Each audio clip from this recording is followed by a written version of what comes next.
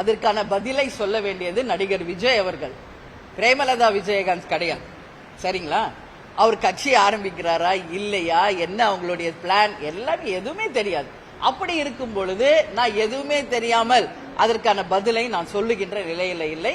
இந்த கேள்வியை நீங்கள் நடிகர் விஜயிடம் கேட்க வேண்டும் என்று கேட்டுக்கொள்கிறேன். கொஞ்சம் வெயிட் பண்ணுங்க, எங்களுக்கு கொஞ்சம் டைம் கொடுங்க. நான் நேத்தே செயற்குழு பொதுக்குழுல சொன்னேன், ஏதோ எனக்கு மட்டும்தான் இன்னைக்கு பதவி அறிவிக்கப்பட்டது என்று நினைக்காதீர்கள்.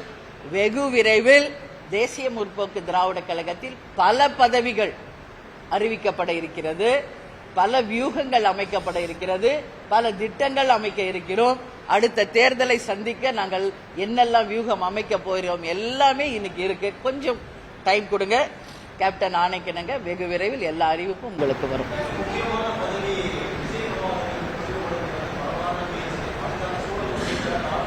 இல்ல, ஒட்டுமொத்த கழகத்தினுடைய எதிர்பார்ப்பு அது இருக்கிறது, இல்லைன்னு நான் சொல்ல முடியாது. எல்லாருமே கேட்கிறாங்க தம்பிக்கு ஒரு பதவி கொடுக்கணும் என்று.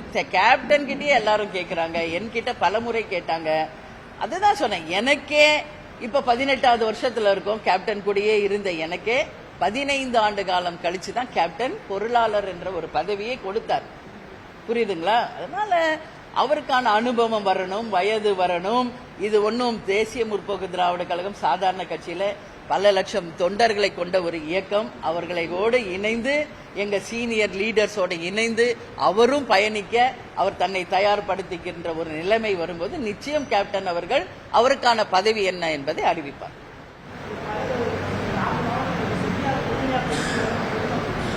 சத்தமா கேள்வி.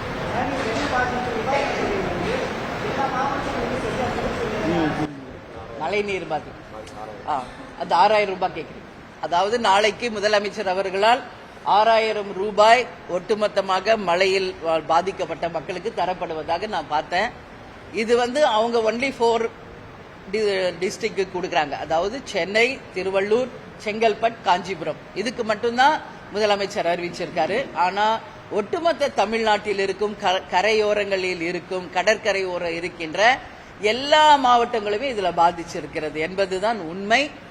ஆனா இந்த 6000 ரூபாய் என்பது இந்த 4 மாவட்டங்களுக்கு சரிசமமாக பாகுபாடு இல்லாமல் உண்மையில் பாதிக்கப்பட்ட அனைவருக்கும் போய் சேர்கிறதா என்பது இங்க ஒரு மிகப்பெரிய ஒரு கேள்விக்குறி. நான் ஏன் இதை சொல்றேன்னா, பெண்களுக்கான மாதம் 1000 ரூபாய் திட்டத்தை அறிவித்தது திமுக அரசு தேர்தலுக்கு முன்பு. இன்னைக்கு ஆட்சிக்கு வந்த பிறகு அவங்க சொல்வது, அப்போ எல்லாருக்கும் என்று சொன்னாங்க, இப்ப ஆட்சிக்கு வந்த பிறகு தகுதியுடையவர்களுக்கு என்று சொல்றாங்க. அப்போ பெண்கள் எல்லாருமே என்ன தகுதியை இவங்க எதிர்பார்க்கிறாங்க என்ற கேள்விதான் வருது. ஒரு திட்டத்தை நாம் அறிவிக்கிறதுக்கு முன்னாடி எல்லா வகையிலும் நம்ம யோசிக்கணும். ஒரு திட்டத்தை நாம் அறிவிச்சிட்டா அதுல இருந்து நம்ம பின்வாங்க கூடாது. அப்போ ஆட்சியின் மீது மக்களுக்கு இருக்கும் நம்பிக்கை நிச்சயமாக சரிந்துவிடும். அதனால இந்த 6000 ரூபாய் உண்மையில் பாதிக்கப்பட்ட வறுமை கோட்டிற்கு கீழ் இருக்கின்ற ஒட்டுமொத்த ரேஷன் கார்டு வைத்திருக்கும் அனைத்து மக்களுக்கும் எந்த பாகுபாடு இல்லாமல், கட்சி பாகுபாடு இல்லாம கண்டிப்பாக போய் சேரணும்.